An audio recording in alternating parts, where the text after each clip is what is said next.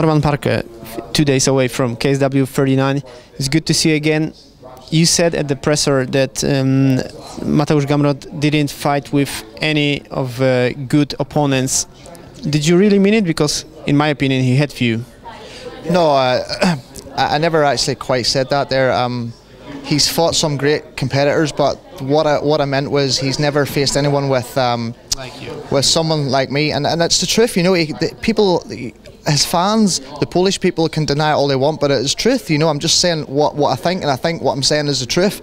He's never faced anyone who's had a solid takedown defense. He talked about that he beat Manson Benari when he won the vacant KSW lightweight title. He talked about that he was a #1 since then, but Manson Benari is a different style. He's a good cardio, he's tall, rangy striker, good on the ground, but takedown defence and top game not very good. So that was what let him down in the fight. But if he had that to his game, he could have beat Mateus, because he was beating Mateus on the feet, dusting him up, and Mateus's wrestling saved him in the fight. So, and I'm not disrespecting him at all. Like, he's undefeated. He's the #1 boy here. He's the champion. So I know he's a tough fight. You know, behind all that, I know he's a tough fight. But he's taken me as if it's an easy fight for him. But really, in the back of his mind, he knows that this is very dangerous. He knows this belt can slip away on Saturday night, and that's what I'm coming in for. I'm coming in to give him a test that KSW won, and I'm going in there to take the belt. Are you happy with the interaction between both of you? Because he doesn't respond too much. He doesn't look in your eyes. So what's on your mind? Nothing really. I'm just, you know, I'm sorry if it hurts if I'm speaking the truth to him, but I don't really care what he's thinking or what type of person he is. The only thing I see is just the big occasion, the big show. This is a huge show that I'm just glad to be a part of, and I want to show that people see me fight, they see my style. No, but I know I've got a performance to show everyone that's going to come very soon, and hopefully we can do that on Saturday night. But make no mistake about it, I'm taking this fight very serious. You know, I understand he's good. What he does, he's very good at. But make no mistake about it, he's not the toughest fighter I've ever faced. I've faced about maybe 3 or 4 maximum fighters tougher than him, and that's fact. You know, there's no lies here. This is fact. And so I'm going to test him on Saturday night. I want to test him and push him to see. I'm the bigger man in there, you know. I'm a bigger lightweight than him. I'm physically bigger. I'm taller. I'm rangier. I'm a better boxer. Maybe wrestling, we're pretty even.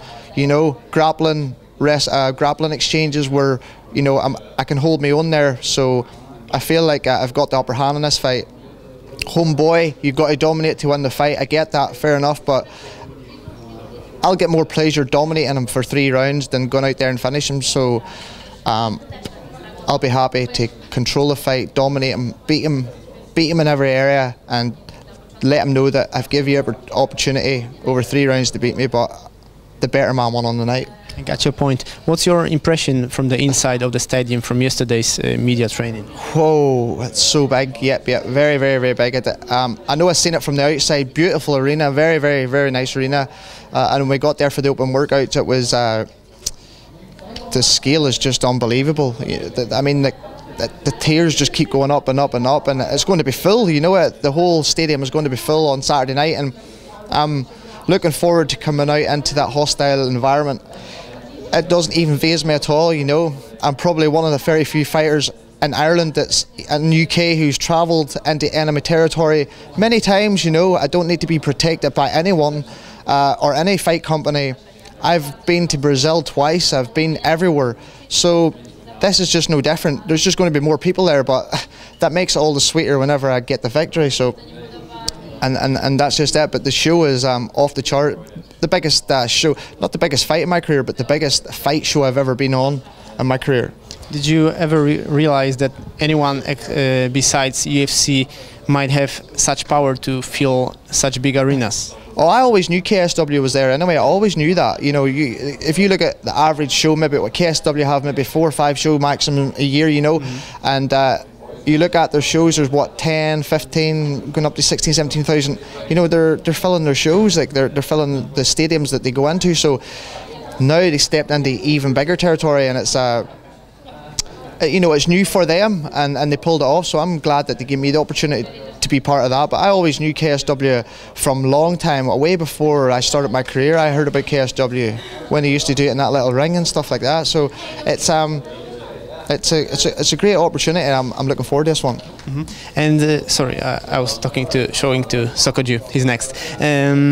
Is North Ireland coming here to take over a little bit of the stadium? Yeah, I've got a few fans coming over. Obviously, not as many as the Polish people, but I've got a whole lot of Polish friends back home who are rooting for me to win.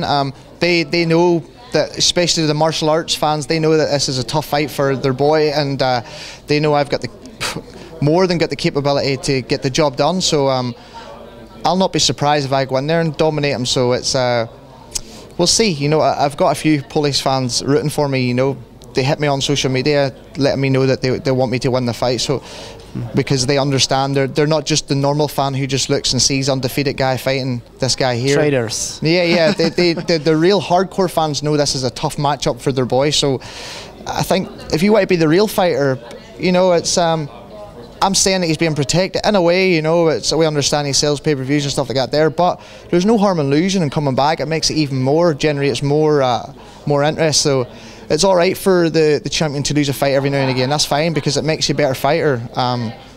And my opponent says I feed off losses every time. But you see, the thing is, if you fight the guys who I fought, then come back and talk to me. But until then, just sit your ass down there and shut the fuck up. That's the way I see it, and that's the truth, you know. So I ain't gonna say it anymore. We'll see on Saturday night. And you already told me you were joking when you said this will be your last fight, but why did you say it? No, well, there's actually a story to that, but I didn't really want to go in too deep. It's I've got a business friend who wants to open martial arts gym, and he wanted me to kind of take over that there. But I was like, in the heat of the moment, I was like, oh yes, I'd rather do this than get punched in the face anymore. Or else you could do both together. But then again, you know, you got to make sure if you're competing, you want to be 100% focused on yourself fighting, or else you're 100% focused on coaching people. But I think I'm only 30 years of age, so. But the normal people don't know that there. You know, they think you're done when you're 30. But the hardcore fans know you can fight. You can fight in this game till whatever age you want. You know, it's a totally different game than boxing, totally different, you know.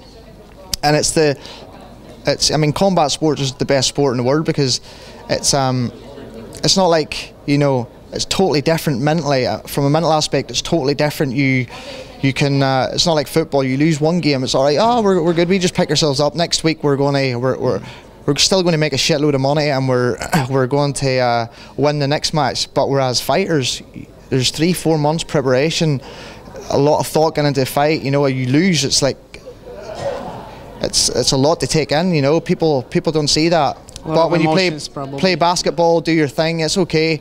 You know, LeBron James or whatever his name is, you know, they can go out and have a bad game. Next week, oh, they're the best in the world again. They can go out and have a bad game. Oh, they're the best in the world. But this game, this is as real as it gets. This is fucking hardcore. So that's what makes it one of the most exciting sports in the world. And finally, decision, or you're gonna finish him? I'm coming to finish him. Yeah, I'm coming to put the pressure on him. Yeah, I'm looking to finish him. Yeah. Any precise predictions? No, not really. No submission, TKO or ground and pound, TKO or knockout. That's what I visualise. So I wish you all the best. Thank you, my friend. Saturday. Thank you. Cheers, mate.